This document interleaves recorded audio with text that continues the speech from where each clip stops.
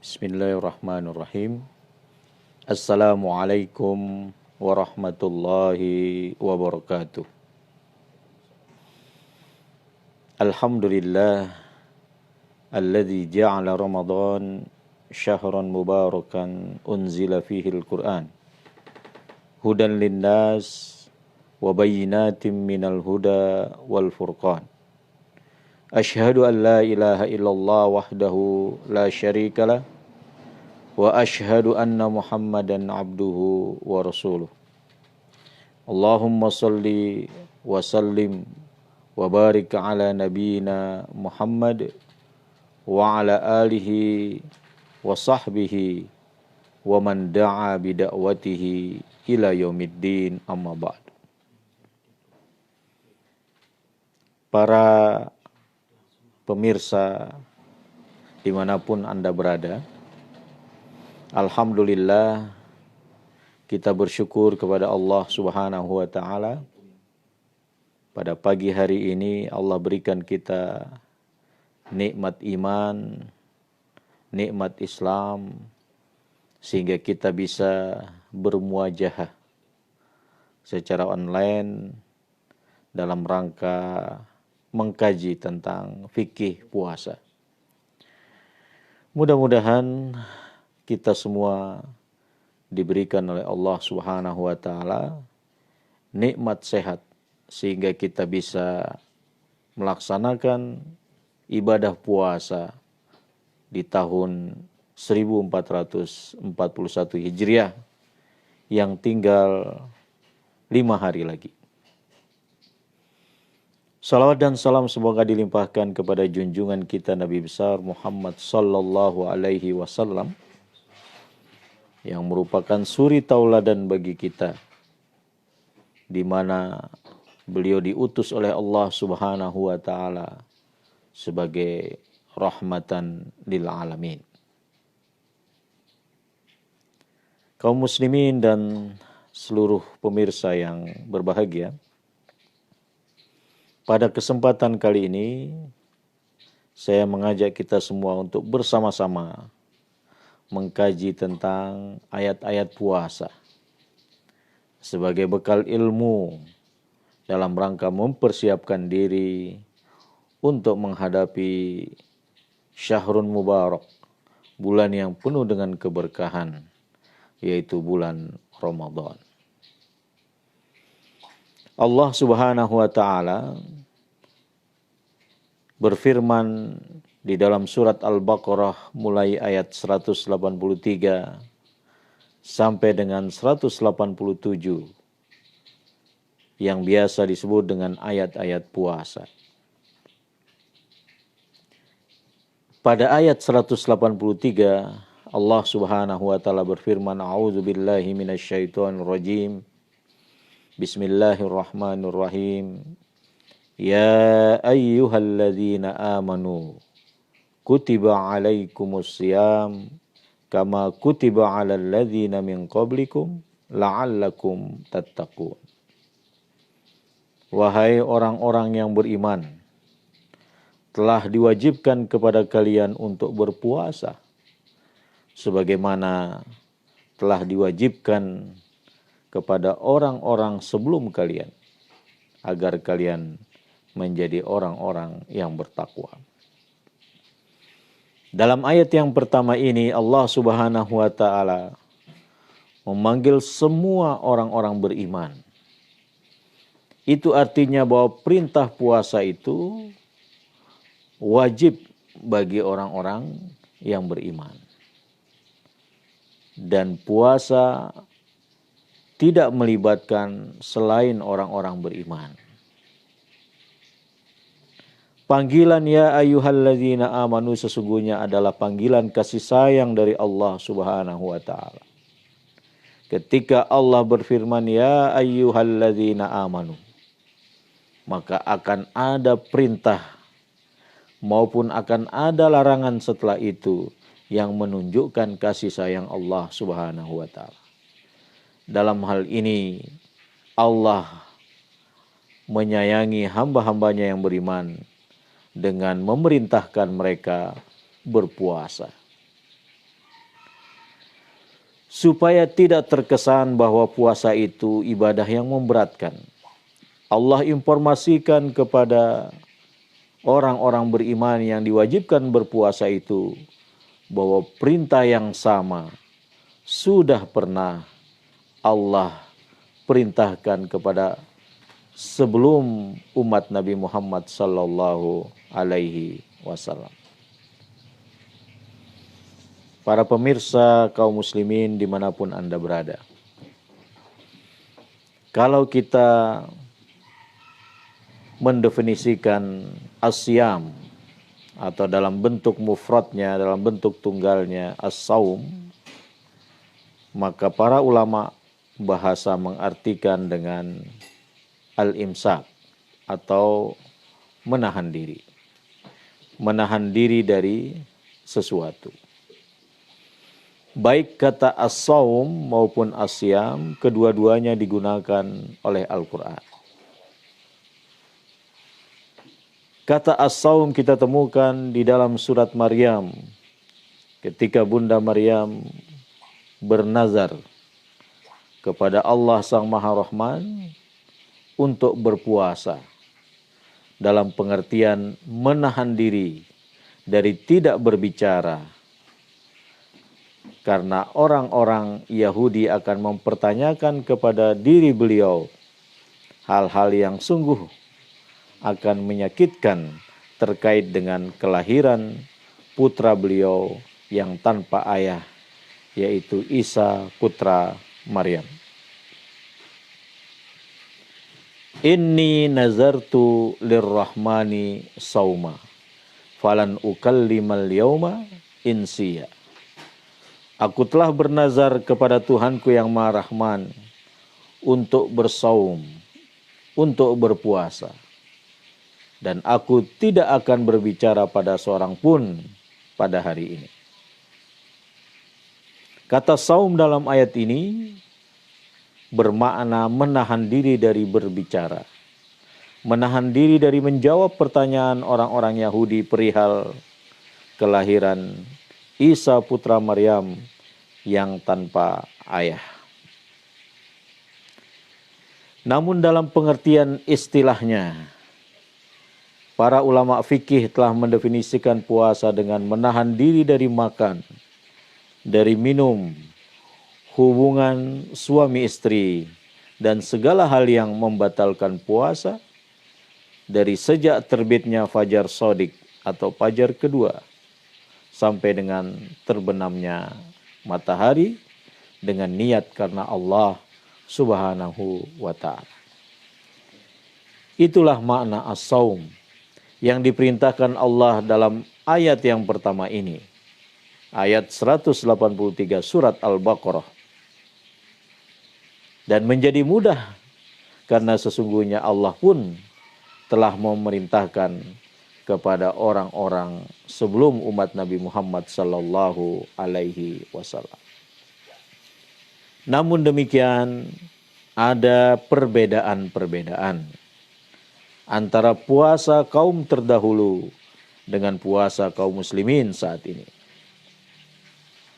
Salah satu perbedaan itu disebutkan oleh hadis Rasulullah sallallahu alaihi wasallam ketika beliau bersabda bahwa faslu ma baina siyamina wa siyami ahlil kitab aklatus sahar. Beda antara puasa kita kaum muslimin dengan puasa umat-umat terdahulu adalah makan sahur. Jadi makan sahur membedakan antara puasa umat Islam, umat Nabi Muhammad sallallahu alaihi wasallam dengan umat sebelum mereka yang juga diperintahkan untuk berpuasa. Kaum muslimin dan seluruh pemirsa dimanapun Anda berada, di ujung ayat pertama ini Allah menyebutkan tujuan daripada ibadah puasa, yaitu la'allakum tattaqun, agar kalian menjadi orang yang bertakwa. Inilah tujuan utama diperintahkannya berpuasa. Bahkan tujuan pertama dan utama dari seluruh rangkaian ibadah dalam Islam, yaitu agar orang yang melaksanakan ibadah itu termasuk ibadah puasa menjadi hamba-hamba Allah yang bertakwa. Tapi sudah tentu tidak otomatis orang yang berpuasa itu lantas menjadi orang bertakwa. Karena itulah digunakan ungkapan la'allakum yang mengandung makna harapan. Harapannya dengan berpuasa menjadi orang yang bertakwa. Orang yang bertakwa adalah orang yang terpatri dalam dirinya sifat-sifat keimanan maupun juga nilai-nilai sosial sebagaimana yang disebutkan dalam banyak ayat Al-Quran tentang ciri-ciri orang yang bertakwa.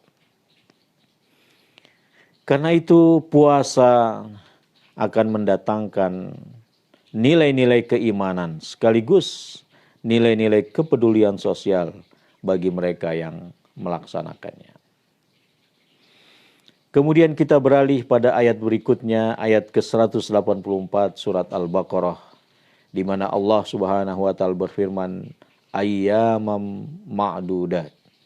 Faman kana minkum maridun aw ala safarin fa'iddatum min ayyamin ukhra. Wa 'alal ladzina yutiqunahu fidyatun ta'amu miskin. Faman tatawwa'a khairan fahuwa khairun lahu wa antasumu khairul lakum in kuntum ta'lamun. Hari-hari tertentu, bahwa hari-hari puasa itu tidak lama, bahwa hari-hari puasa itu hanya berkisar 29 atau 30 hari.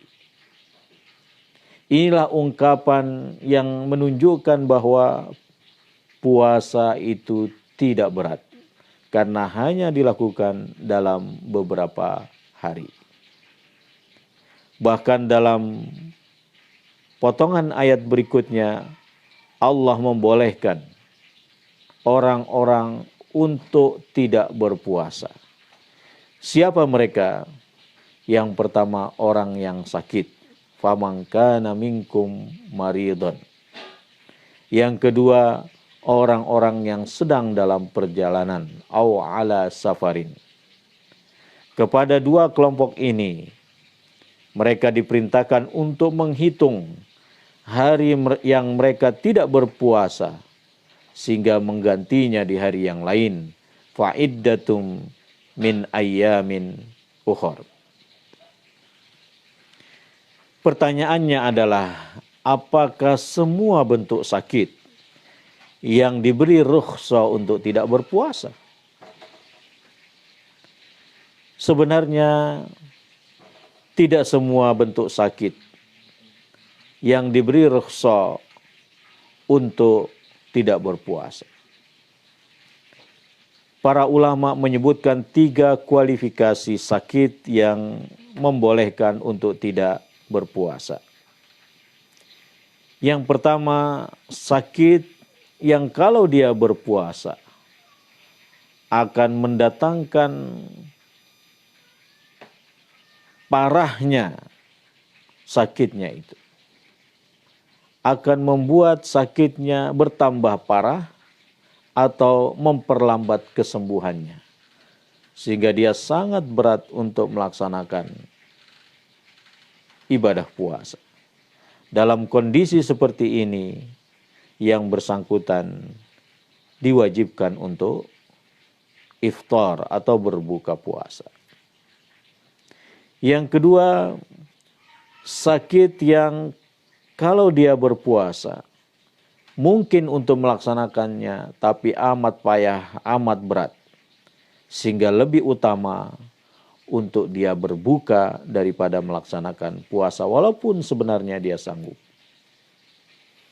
Dan sakit yang ketiga adalah sakit yang tidak mempengaruhi sama sekali kalau dia melaksanakan ibadah puasa.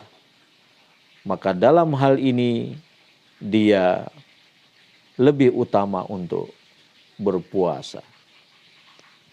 Inilah 3 kategori atau kualifikasi sakit yang diberi rukhsah untuk tidak melaksanakan ibadah puasa. Tetapi hendaknya yang bersangkutan menghitung berapa hari sakitnya itu, sehingga kemudian dia diwajibkan mengganti puasanya di hari-hari yang lain di luar bulan Ramadan. Begitu pula dengan orang yang dalam perjalanan. Ada 3 kualifikasi orang yang dalam perjalanan. Yang pertama adalah orang yang kalau dalam perjalanan itu dia melaksanakan puasa akan sangat memberatkan dan membahayakan bagi dirinya, maka orang semacam ini wajib untuk berbuka. Rasulullah Shallallahu Alaihi Wasallam ketika Fathu Mekah bersama para sahabat melakukan suatu perjalanan dalam rangka pembebasan kota Mekah. Dalam suatu pemberhentian, Rasulullah Shallallahu Alaihi Wasallam mengingatkan bahwa musuh sudah berada dekat di hadapan mereka. Dengan tidak berpuasa akan membuat mereka semakin kuat. Sehingga Rasulullah memberikan rukhsah untuk berbuka. Maka sebagian sahabat berbuka dan sebagian yang lain tetap melanjutkan puasanya. Kemudian pada pemberhentian berikutnya, Rasulullah SAW mengingatkan bahwa musuh sudah semakin dekat. Sehingga semua sahabat diperintahkan untuk berbuka. Supaya memiliki kekuatan ketika melaksanakan peperangan ataupun melaksanakan tugas untuk membebaskan kota Mekah.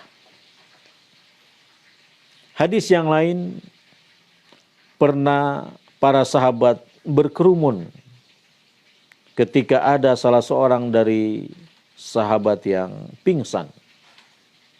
Maka sahabat yang pingsan ini dilindungi dari sinar matahari. Kemudian Rasulullah SAW bertanya, kenapa sahabat ini pingsan? Maka diberitahukan kepada beliau bahwa dia berpuasa.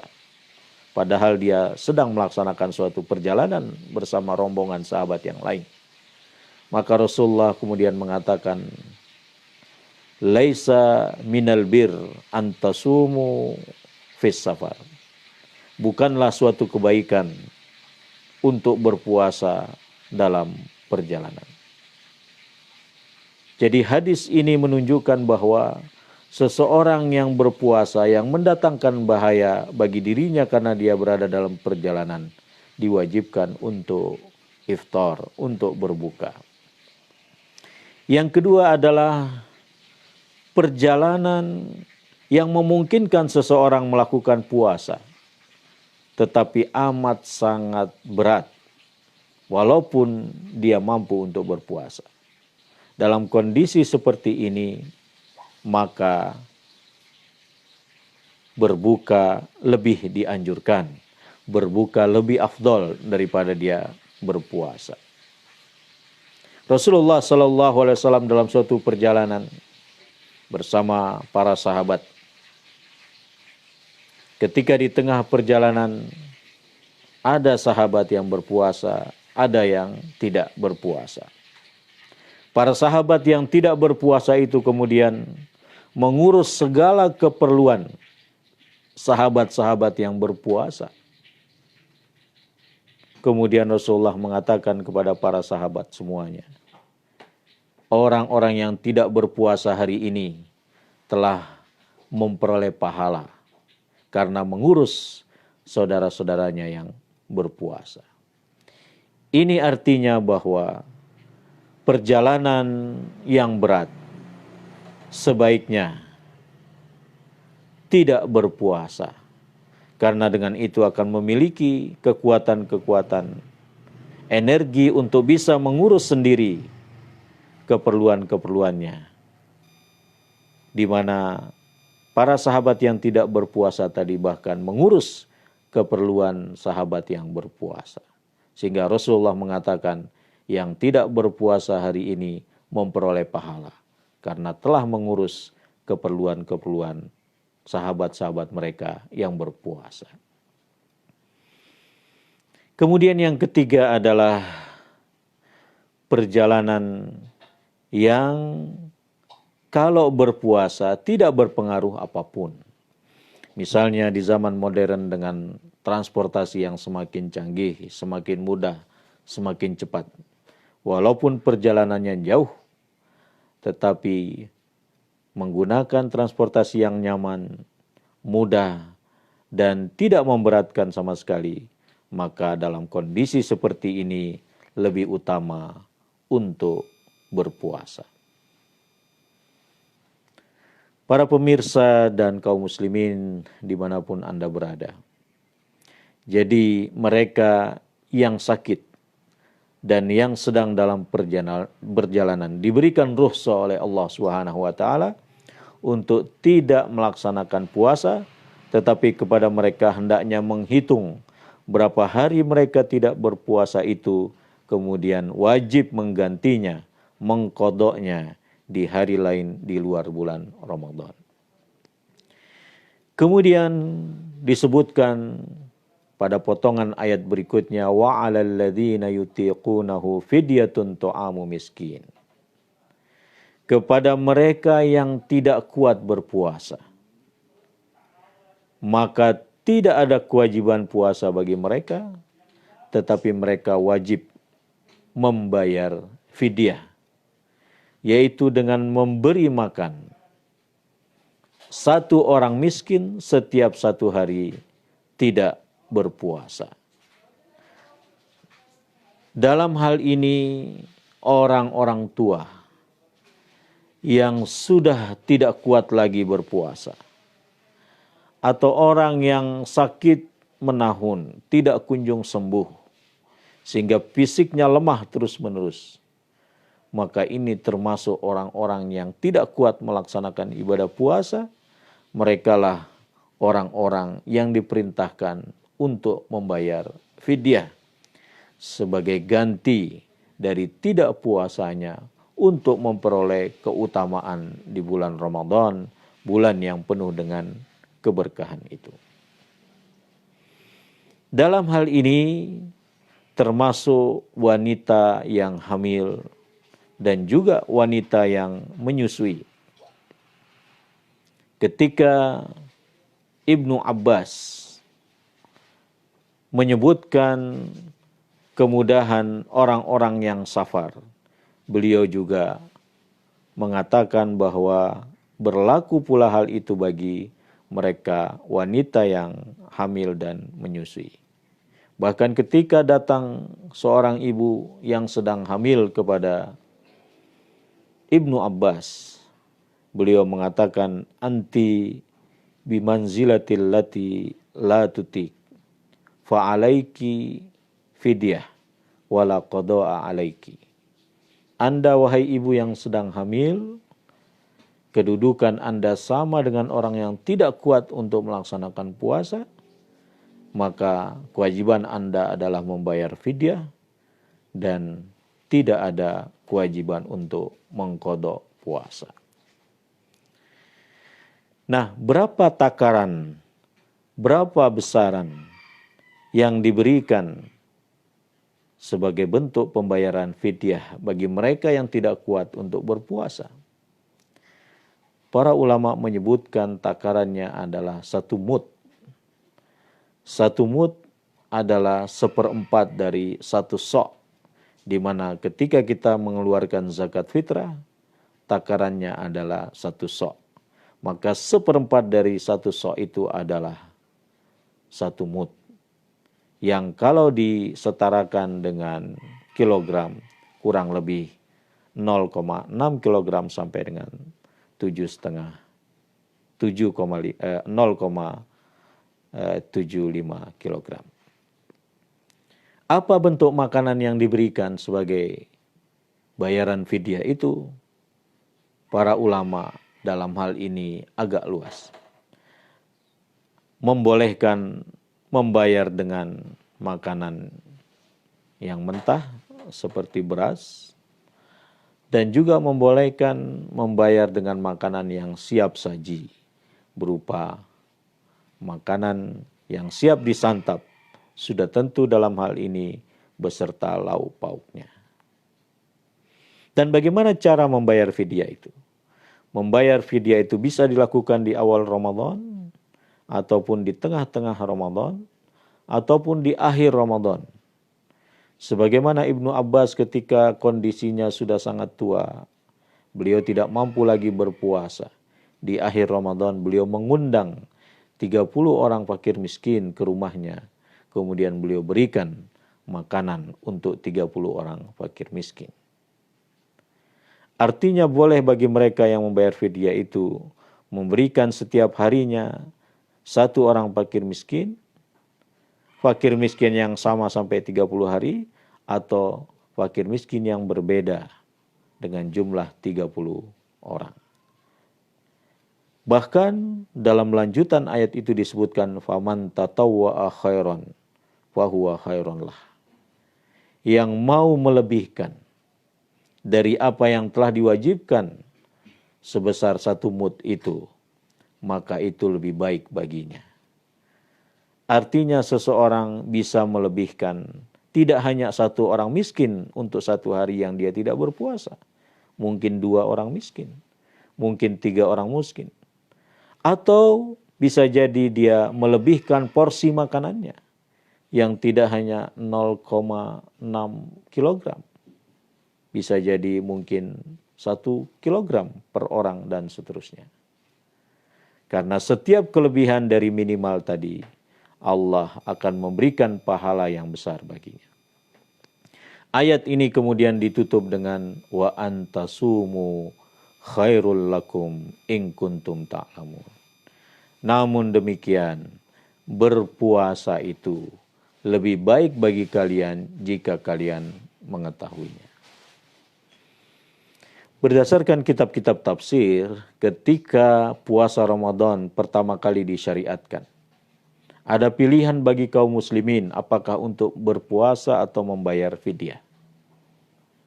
Sehingga ada yang memilih berpuasa, ada yang memilih membayar fidyah, walaupun sebenarnya yang membayar fidyah itu kuat untuk melaksanakan ibadah puasa.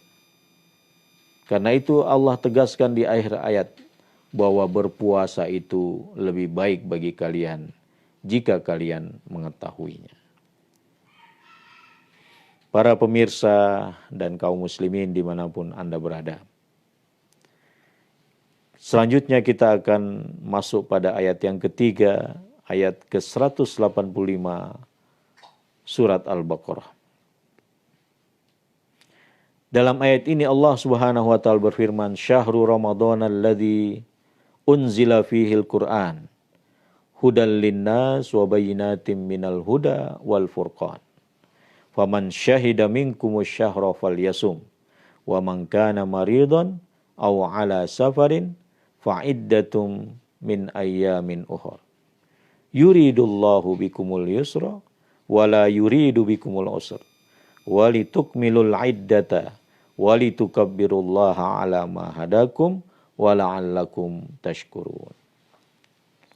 Bulan Ramadan adalah bulan di mana Al-Quran diturunkan di dalamnya, yang merupakan petunjuk bagi segenap manusia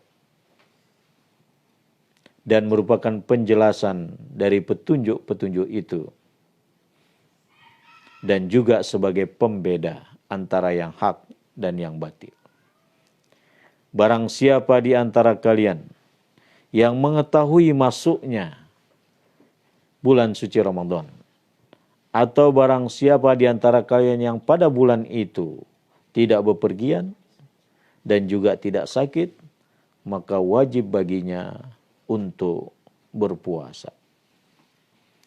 Dan bagi mereka yang sakit, kepada mereka yang sakit dan kepada mereka yang dalam bepergian, hendaklah menghitung berapa hari sakitnya sehingga dia tidak berpuasa, dan berapa hari perjalanannya sehingga tidak berpuasa, kemudian diganti di hari yang lain.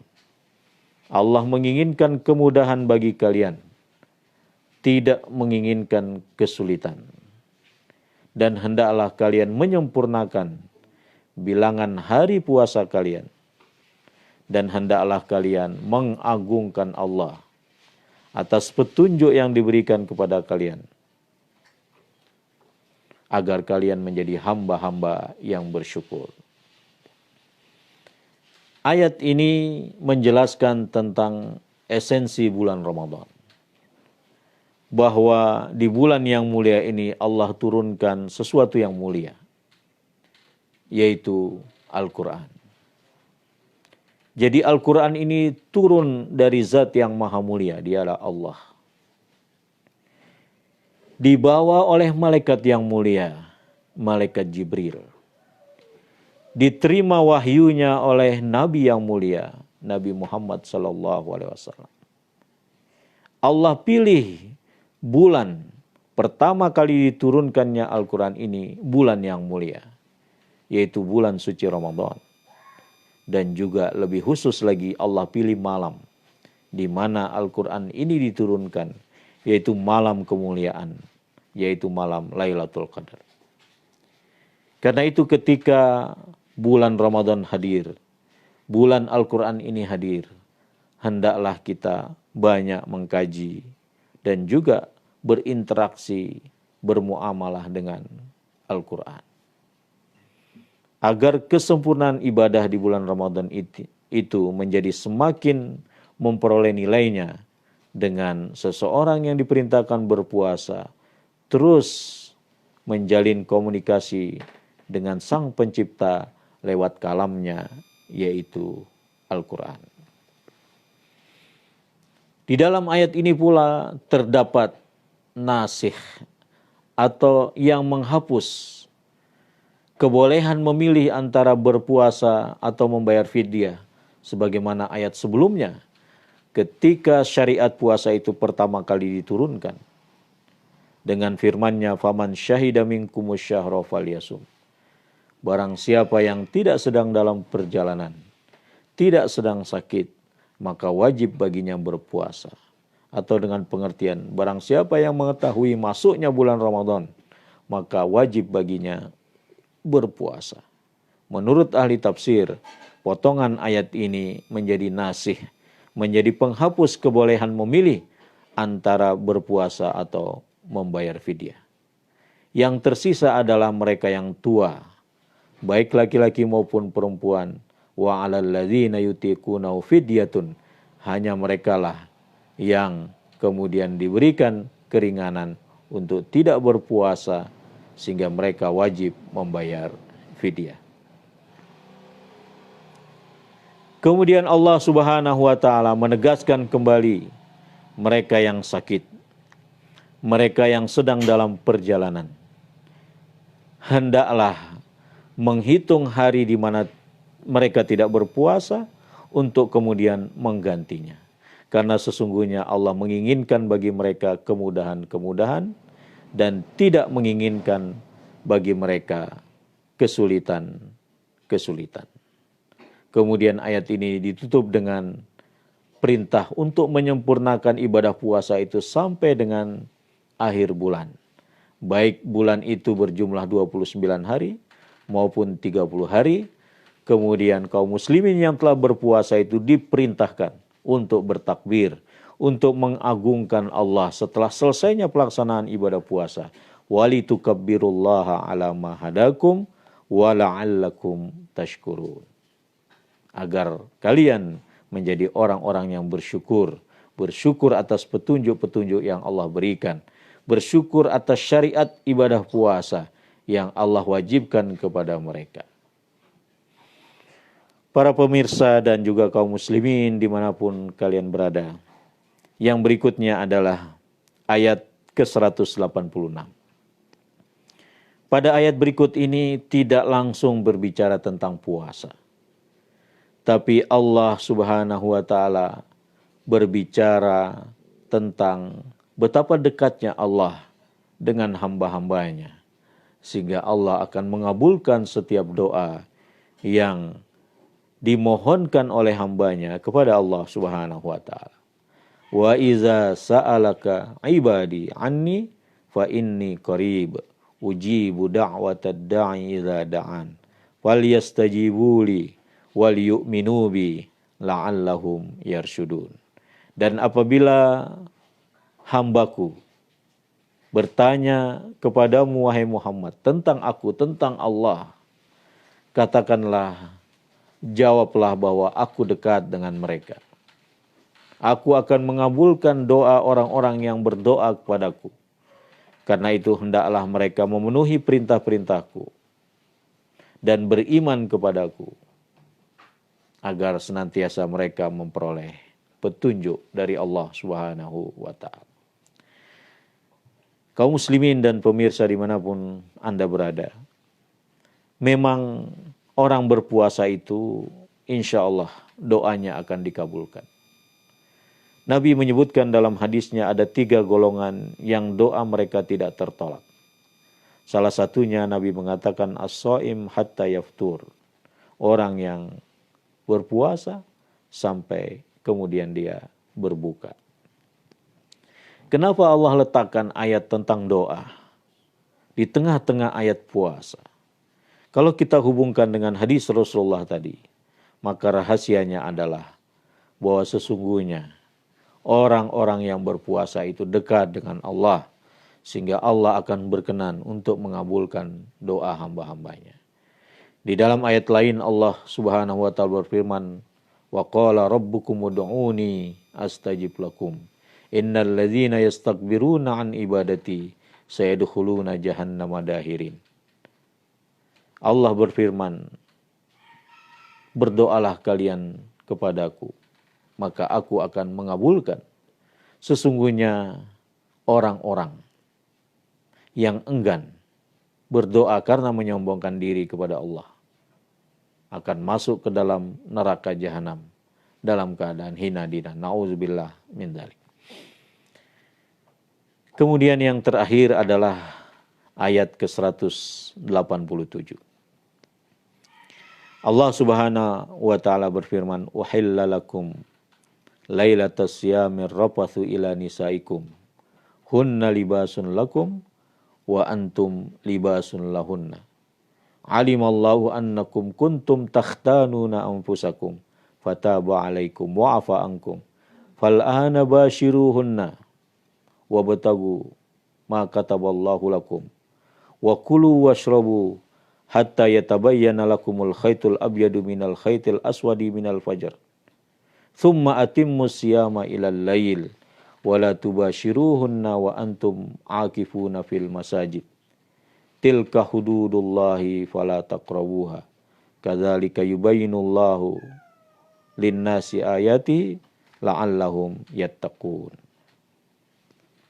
Di dalam ayat ini Allah Subhanahu wa taala membolehkan di malam bulan Ramadan kepada para suami maupun istri untuk beraktivitas hubungan suami istri. Asbabun nuzul dari ayat ini yaitu ketika awal disyariatkannya ibadah puasa. Apabila seseorang sudah tertidur atau sudah masuk waktu Isya, maka dilarang untuk makan, dilarang untuk minum, dan dilarang untuk melakukan hubungan suami istri. Hal ini kemudian memberatkan para sahabat, sehingga mereka merasa berat untuk berpuasa karena ada seorang sahabat pulang dari bekerja tertidur, sehingga dengan tertidur itu dia berarti sudah tidak boleh makan, sudah tidak boleh minum, sehingga keesokan harinya terasa berat untuk berpuasa. Kemudian Allah Subhanahu wa taala yang Maha Rahim, Maha Rahman itu menurunkan kebolehan untuk makan, untuk minum sampai datangnya waktu fajar. Begitu pula untuk hubungan suami istri diperbolehkan di malam Ramadan sampai datangnya waktu fajar. Di dalam ayat ini disebutkan juga jangka waktu ibadah puasa itu, yaitu sejak terbitnya fajar shadiq sampai dengan datangnya malam, yaitu masuknya waktu berbuka, yaitu terbenamnya matahari. Tsumma atimmus siyama ilal lail. Kemudian ada syariat yang merupakan pelengkap dan merupakan amal utama dalam berpuasa, yaitu beriktikaf di masjid di 10 hari terakhir terutama. Nabi SAW selama menjalankan Ramadan selalu beriktikaf di 10 hari terakhir, bahkan juga di 20 hari terakhir. Iktikaf adalah berdiam diri di masjid, tidak keluar dari masjid kecuali ada hal-hal yang sangat urgen, sangat mendesak. Kemudian kembali lagi ke masjid untuk melaksanakan iktikaf.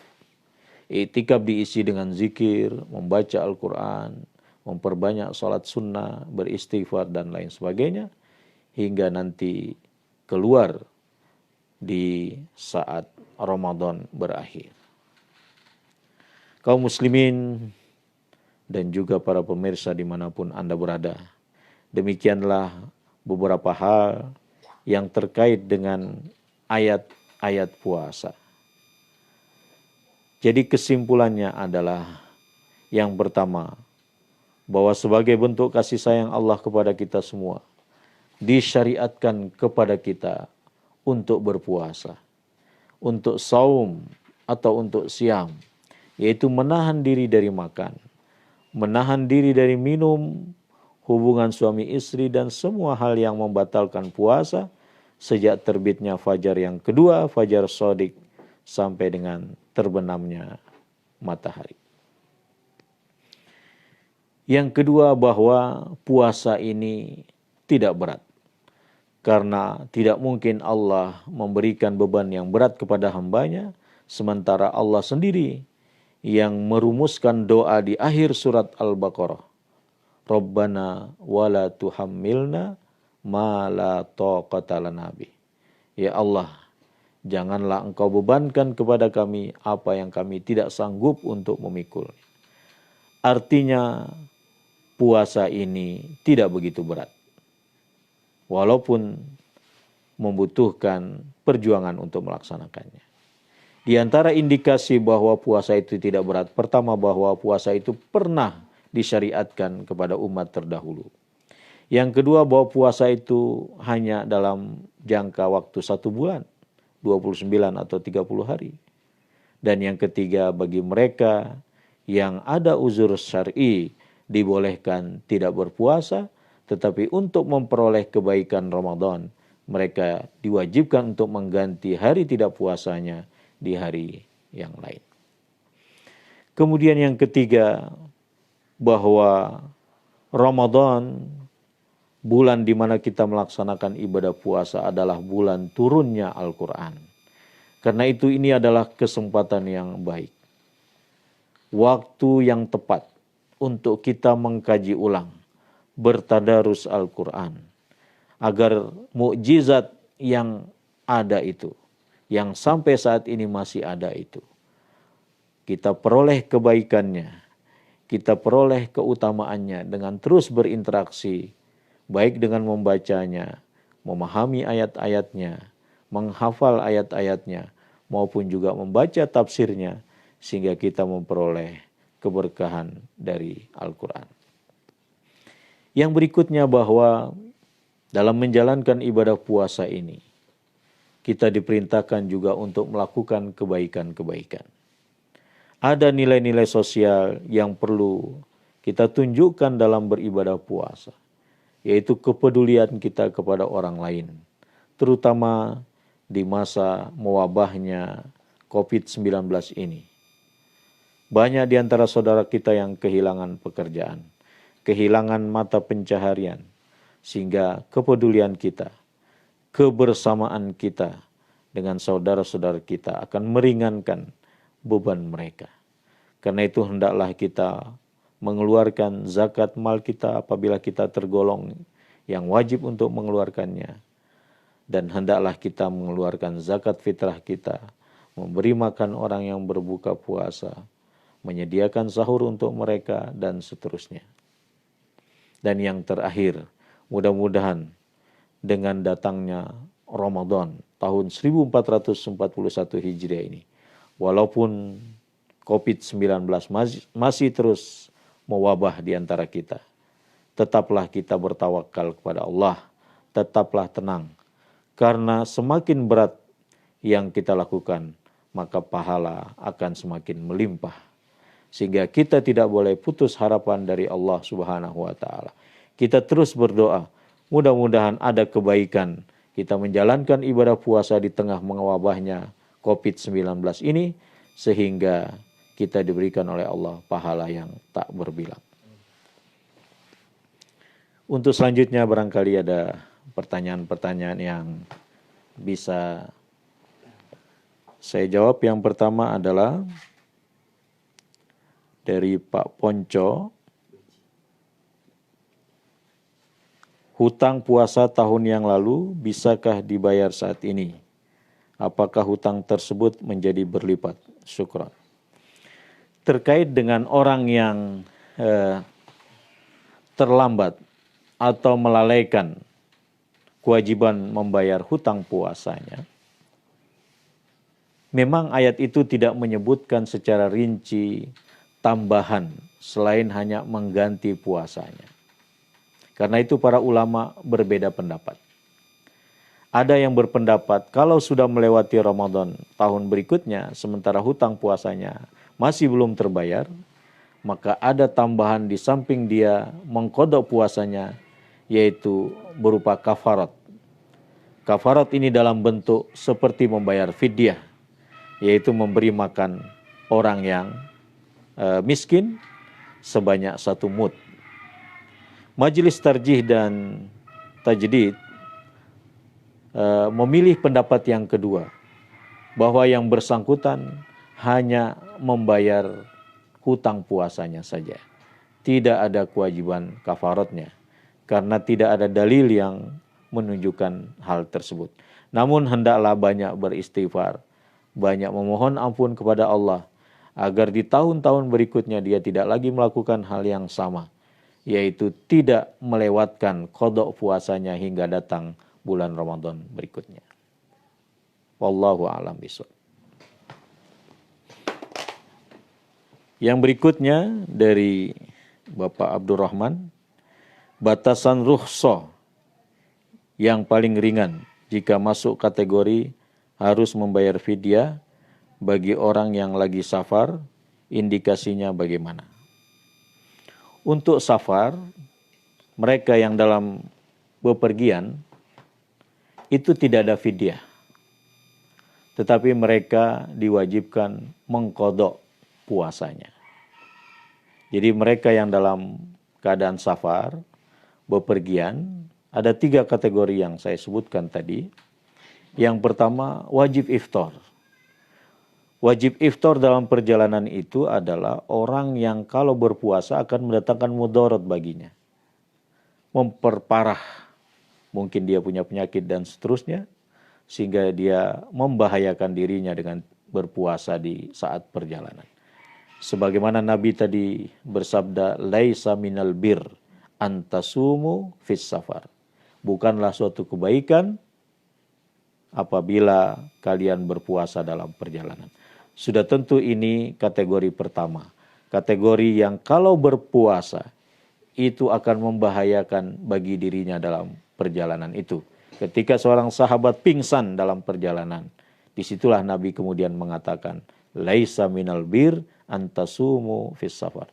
Bukanlah suatu kebaikan apabila kalian berpuasa dalam perjalanan.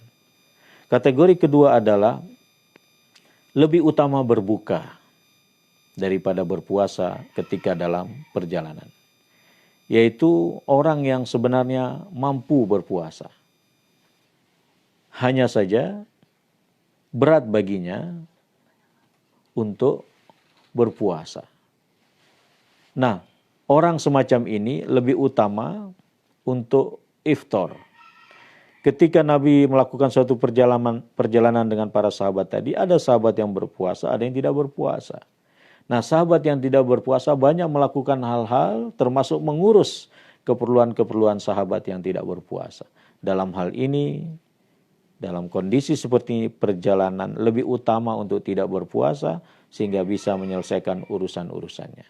Nabi mengatakan kepada mereka, para sahabat, hari ini orang yang tidak berpuasa memperoleh pahala. Kenapa? Karena dia membantu menguruskan keperluan-keperluan sahabatnya yang berpuasa. Jadi untuk safar ini tidak ada fidyah, tapi adalah mengkodok. Mengkodok artinya membayar.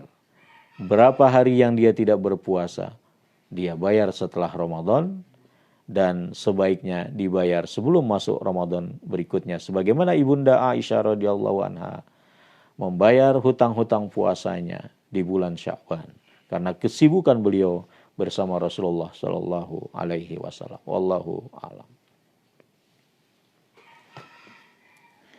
Kemudian berikutnya dari Pak MK Anwar Maulana, apakah orang yang dengan sengaja berbuka tanpa sebab dihukumi kafarat berpuasa 2 bulan? Kafarat 2 bulan itu berlaku untuk mereka yang dengan sengaja melakukan hubungan suami istri. Jadi orang yang sengaja berbuka belum waktunya, apabila dia lupa, maka dia tidak ada kafarat apapun. Bahkan dalam hadis disebutkan Allah lah yang memberinya makan, Allah yang memberikan minum karena sebab lupa.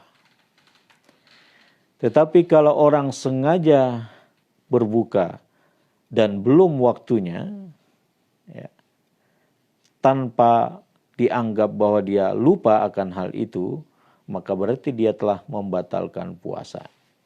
Maka dia hendaknya mengganti hari itu dengan berpuasa di hari lain di luar bulan Ramadan, dan hendaknya dia beristighfar kepada Allah Subhanahu wa taala atas hal itu karena telah melalaikan kewajiban ibadah puasa.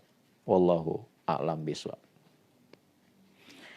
Baiklah kaum muslimin dan pemirsa dimanapun Anda berada, mudah-mudahan apa yang telah kami sampaikan tadi memberikan manfaat dan ilmu bagi kita semua.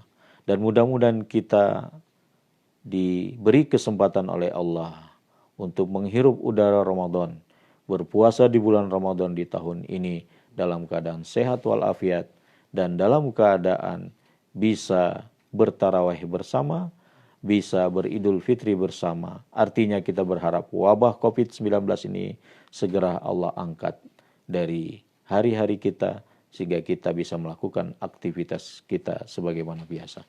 Namun kalaupun COVID masih melanda, masih membentang di hadapan kita, hendaklah kita tetap bersabar, barangkali ada hikmah, ada kebaikan yang bisa kita petik di tengah-tengah kita melaksanakan ibadah yang mulia ini bersamaan dengan mewabahnya COVID-19. Mudah-mudahan Allah yang Maha Rahman, Maha Rahim memberikan kebaikannya kepada kita semua, rahmat dan keberkahannya kepada kita semua, sehingga kita sanggup melewati Ramadan bersamaan dengan membentangnya COVID-19. Wallahu a'lam bishawab. Fastabiqul khairat. Assalamualaikum warahmatullahi wabarakatuh.